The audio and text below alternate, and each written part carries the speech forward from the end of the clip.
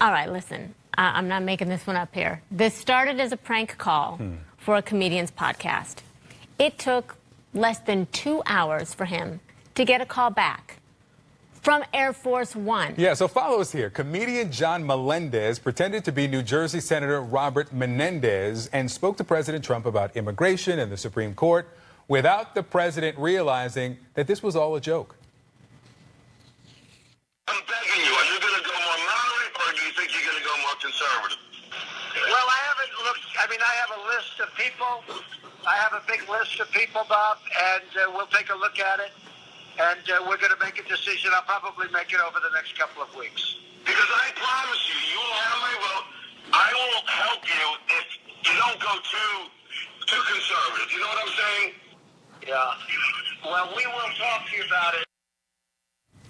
CNN senior media correspondent and host of Reliable Sources, Brian Stelter, joins us now. Stelter. I don't know what to say. I think that pretty much says it all. Oh, no. Somehow Oh, no. he got through and got a call back. It makes me actually want to call the White House. Maybe we can finally get an interview with the president if we just pretend to be, I guess, a senator or a politician. I don't know.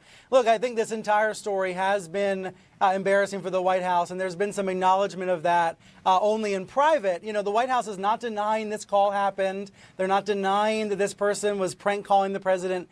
At first, I wondered if they would suggest that it wasn't the president's voice on the podcast, but it does really seem to be the president's voice. Everyone can tune in to this prank callers podcast and hear it for themselves, as you were just playing. And the interesting explanation from a White House official who was speaking anonymously to CNN was that the president wants to be accessible to members of Congress, likes engaging them, wants to have the opportunity to connect. The downside of that, I'm quoting the White House official here, the downside of that is that sometimes the channels are open too widely and mistakes like this happen.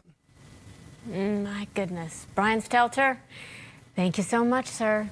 I know. I think that's a lot of people's reaction today is that, what are you talking about? Thanks, Stelter. Thank All you. right, so these massive protests on immigration are happening right now.